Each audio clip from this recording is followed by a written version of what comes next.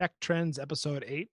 This week, we're covering Intel engineer shed some light on Apple's decision to design its own chips. About a few weeks ago, we were talking about that, but now it comes out that there's this other guy, this other engineer. Before it was about Keller, who was a big shot, but now Keller is talking about um, back at Skylake processors. Which I didn't even know, Renee. I didn't know that that was an issue back in like 2016. Neither did I. I thought the Skylake processor was pretty successful. Like it was pretty fast. I never heard about it from the Apple troubleshooting problems.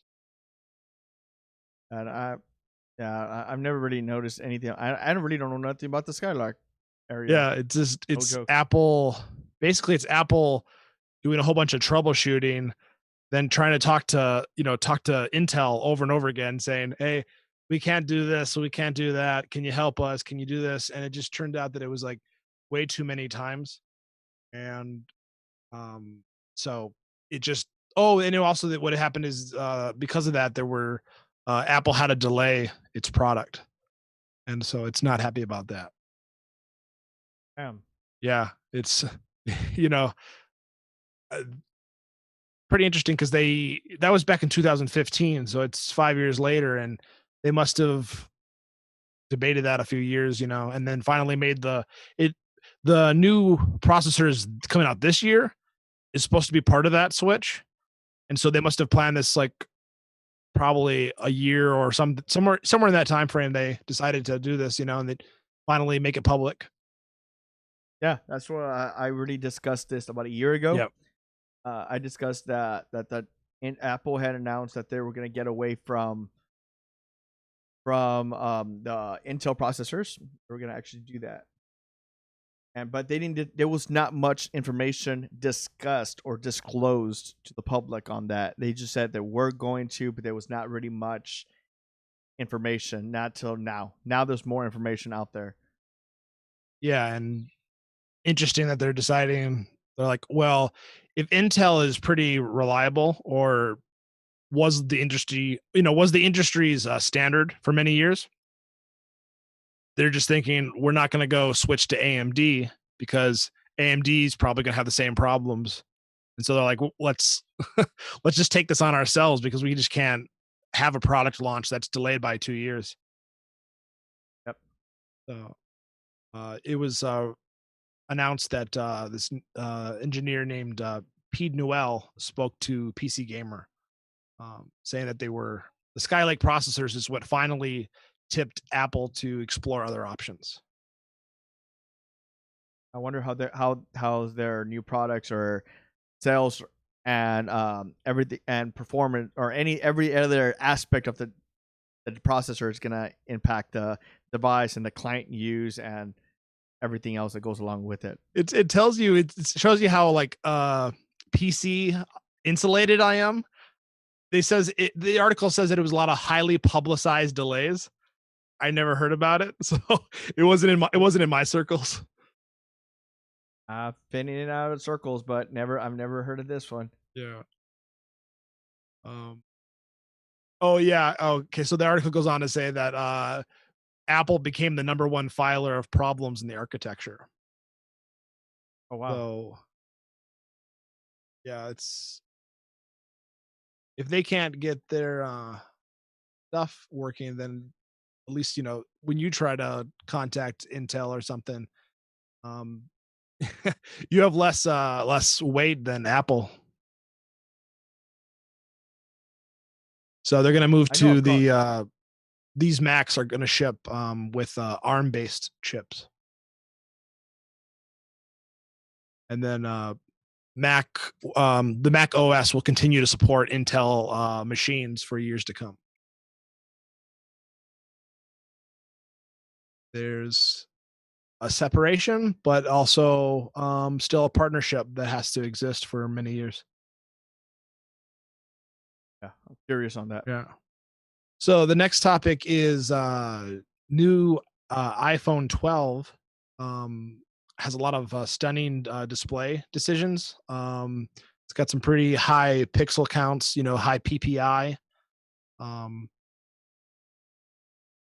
I forgot. Did you say you ever owned an Apple phone? I did, and I have used Apple, and I kind of got away from it because the screens shatter too easily. Okay. So that's why I kind of got away from the Apple devices because of that fragile, and then also the performance. I didn't really like. I can't really make also to adjustments to the device. That's one reason I got away from it. Yeah, I don't even sadly, I don't even know what the PPI of my current cell phone is. Um, it just was you know, just it cost 160 from Walmart. Do you know what the PPI of your phone is? No, I don't. I've really never looked into it that far. I know I cared a lot about for gaming, so I knew like my 1080p monitor, the PPI was like for 24 inches, it was like 108. And then if you were to step it up to, I, th- oh, I'm pulling it out of thin air, sort of. I think maybe 150, 160 for my 4K monitor. So, it's, I'm going to check in for next week. I'll check in to see what my PPI of my cell phone is. And then we can compare it. But the Pro is supposed to have 120 frames per second, which is pretty nuts for a phone. Yeah, it Like, is. so yeah, I'm not sure about the price points for I think the article said that the price points are going to fall in line of where they have been in the past. But just some higher pixel density and higher refresh, and yeah, some pretty cool stuff if you like all that eye candy for the phones. But it's running late, so they're saying if you're holding off on upgrading, then it's an upgrade worth waiting for. Yeah, did they was that iPhone 12 delayed? Yeah, the iPhone 12 launch.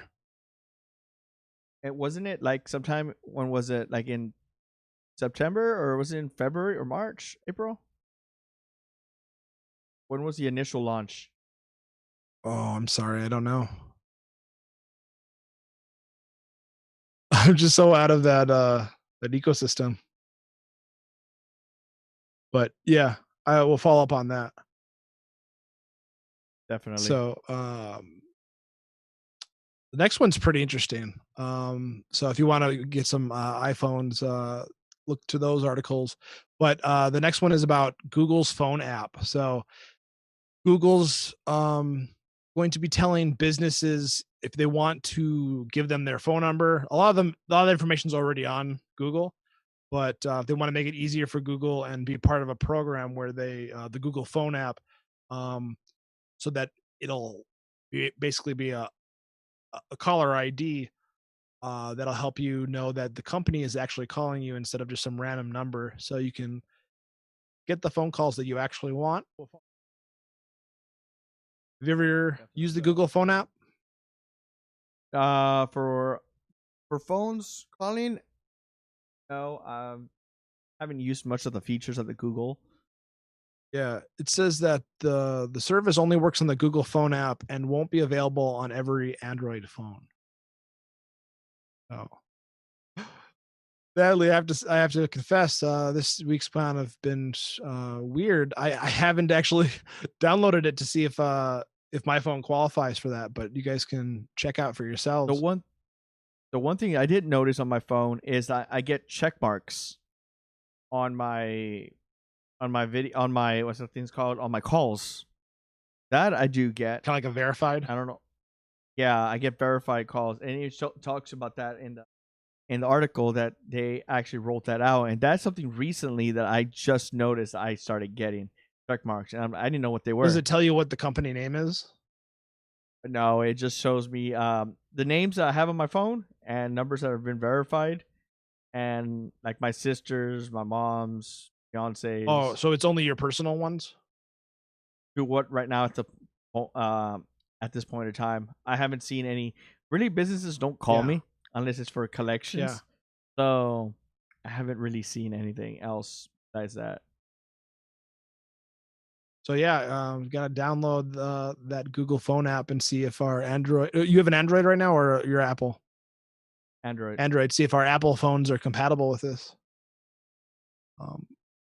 Because yeah, I don't get a lot of um, yeah, I don't get a lot of bad phone calls, but my Magic Jack, I get tons of telemarketers. Like I don't know where they got the phone number, but yeah. Oh, Yeah, I'm curious about that too. so Oh well, the thing is, the phone numbers are actually given out publicly. all of them. Yeah, unfortunately, So where can you find those usually? I don't know. They're public. Pretty much, they're giving out to.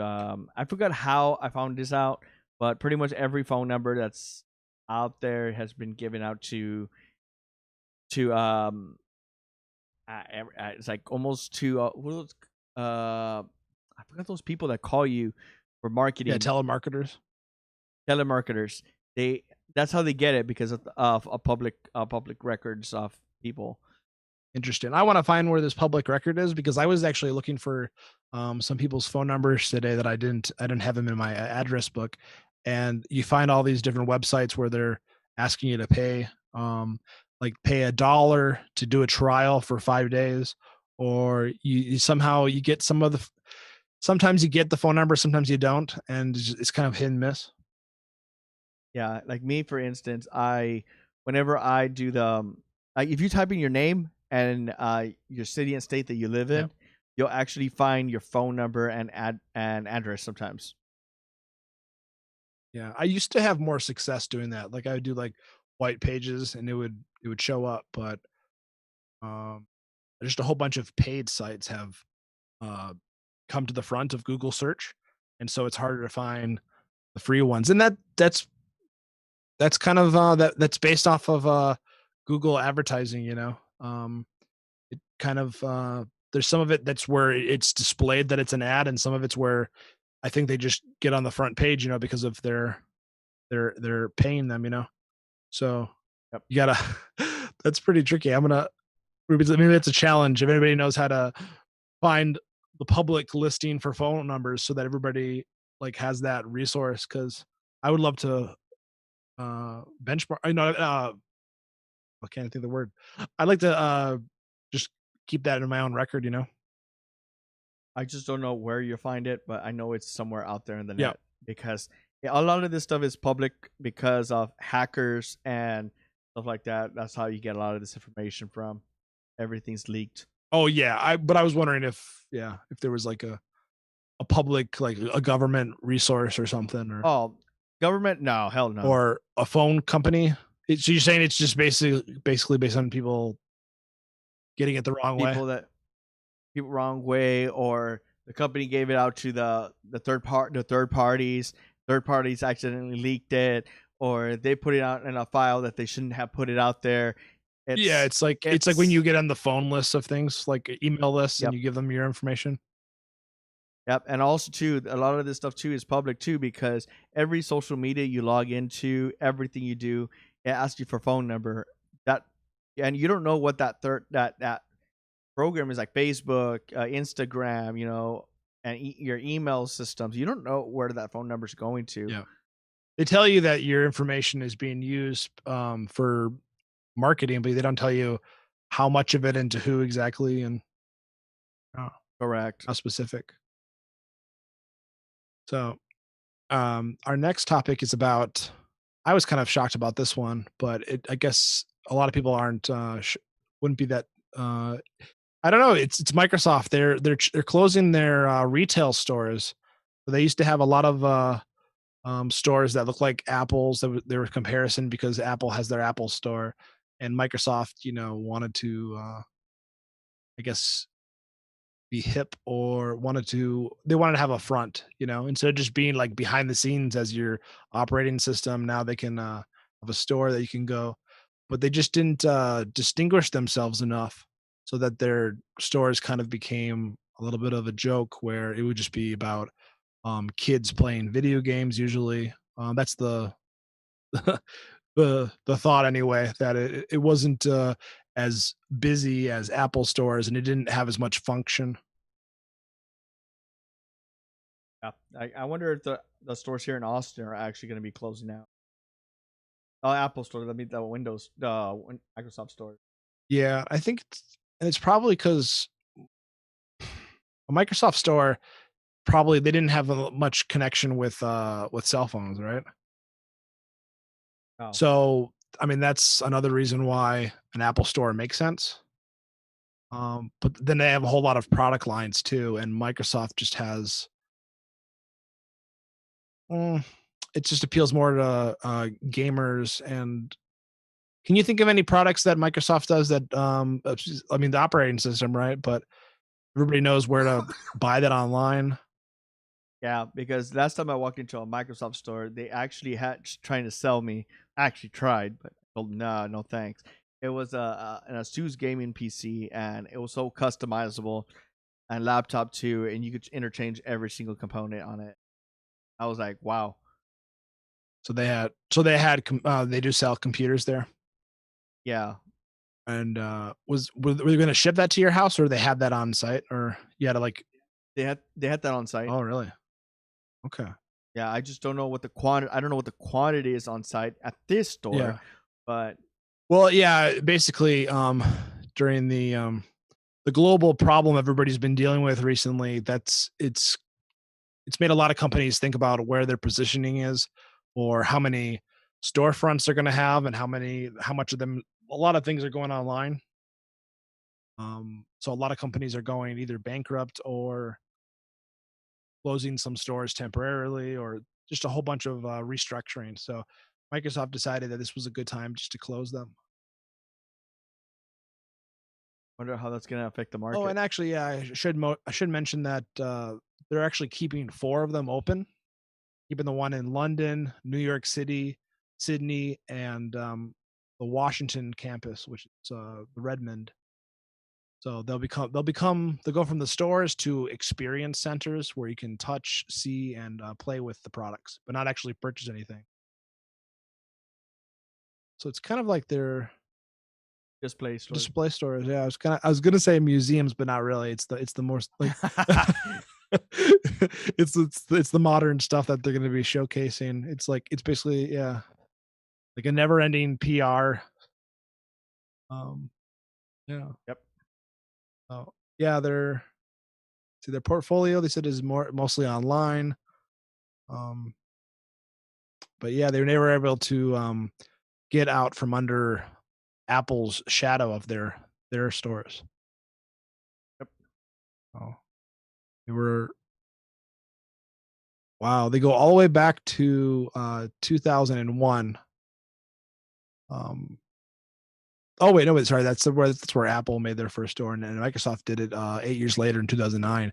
So it's kind of odd, really, that Microsoft waited so long, um, because Microsoft was such a dominant platform, you know, Yeah, and definitely. so it's basically first come first serve. If they didn't value it, they could have competed back when it was like, Xbox versus PlayStation kind of thing. But Yep. they just didn't have enough imagination to satisfy everybody. Oh. Going to the next one. This is pretty cool with AMD. It's a bit of old news, but it's also new news because AMD released. Uh, they've had their mobile processors out there a little bit. This is not like the release of them, but they're recapping and telling us like, wow, like this was 25 times the improvement in energy efficiency. They had a goal for 6 years, and that's a huge leap forward. And so it's really nice for phones, and then it'll be really nice for the Ryzen 4000 series, which should be coming out this fall. So Very interesting yeah, it's release. so at the very least, it shows that these CPUs that coming out in the fall should be pretty efficient. Um, remains to be seen what clock speeds they can do. But with the laptops and the laptops and the cell phones, you really care about battery life. Oh, definitely.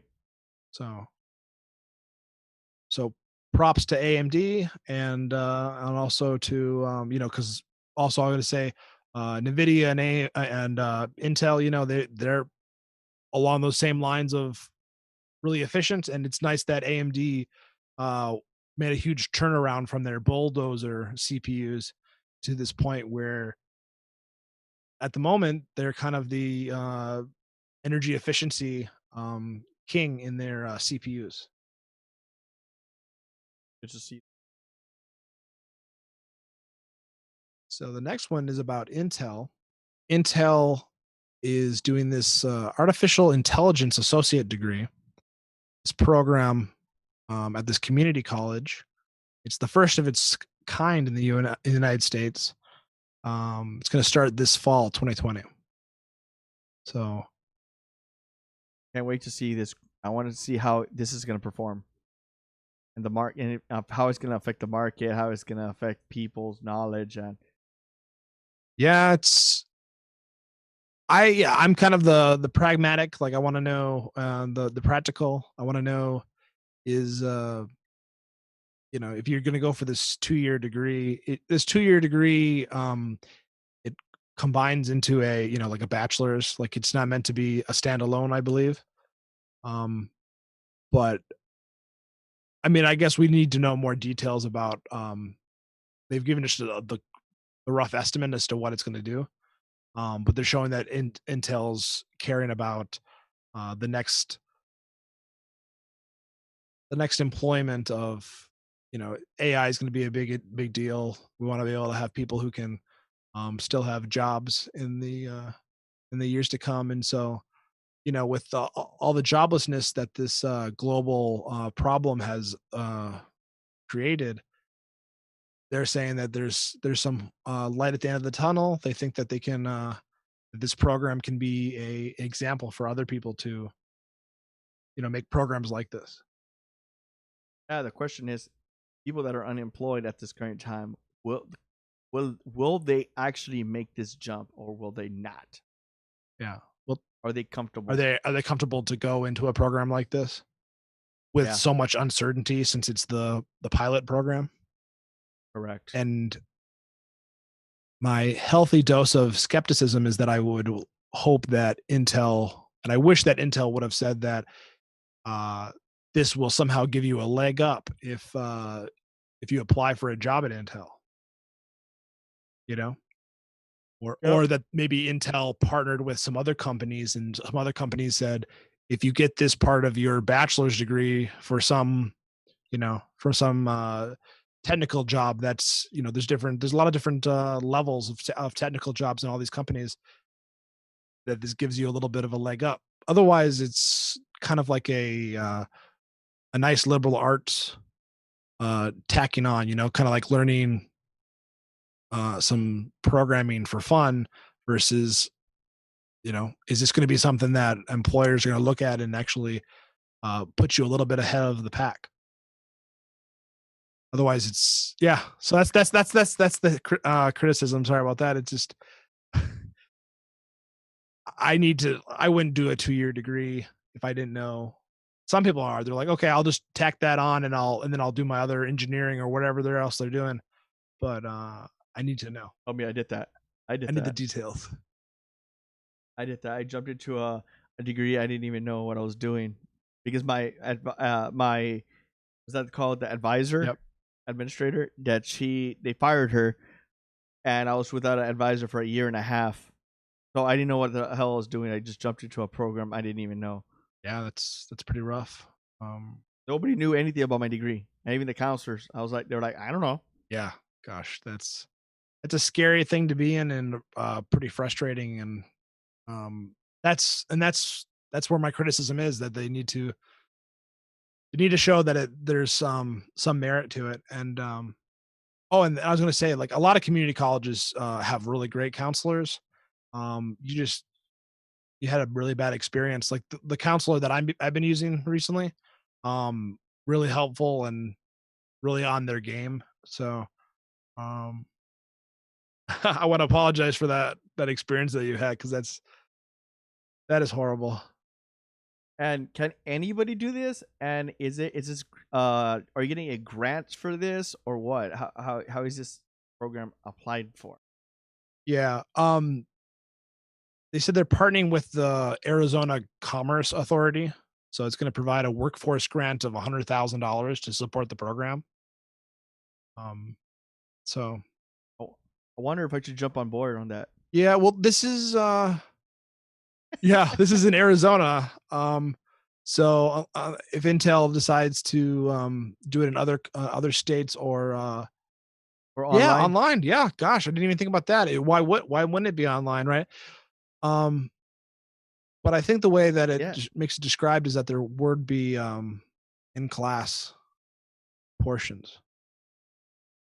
Yeah, well, as of now, we have virtual desktops, virtual a lot of virtual stuff now. So I'm not sure how that's gonna how if any of that stuff would play into a factor into that Yeah, like classes. whether it gets yeah, whether it changes over time and if uh if they have to go further out cuz they say that there's the reason why they chose that site is that there's a vibrant community college like a base. A lot of people going to college there.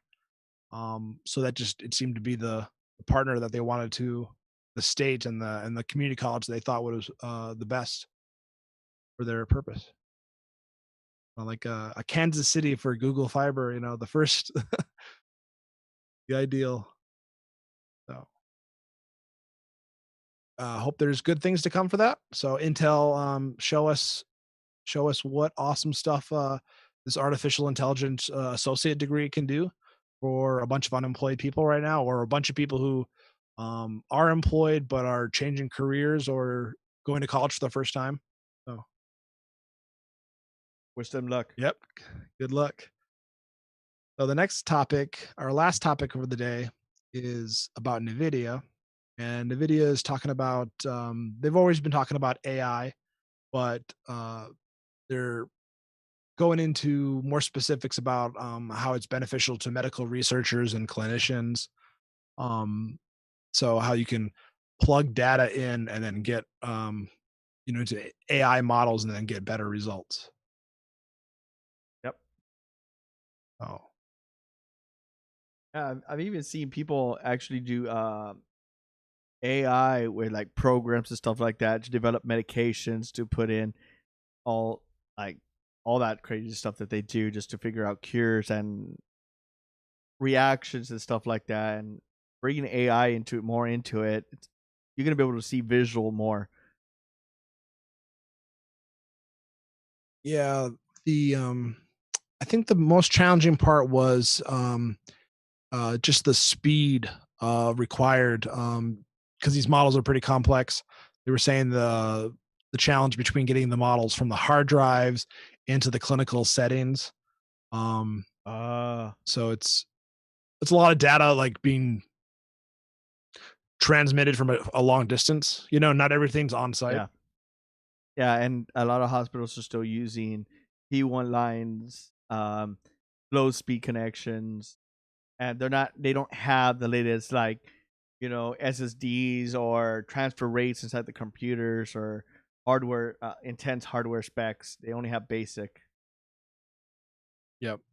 So a lot of compatibility issues and old technology and showing this is a basically uh advertising trying to show them that it's worth the upgrade, and that's kind of tricky in this current condition right now because a lot of hospitals had to close a lot of elective surgeries for a long time, and so Yep.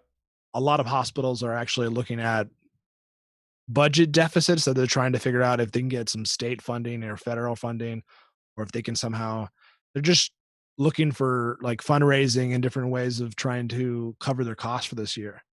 And so, Yeah. Here in Austin, they shut down that the the elective surgeries. They shut it down completely. yep.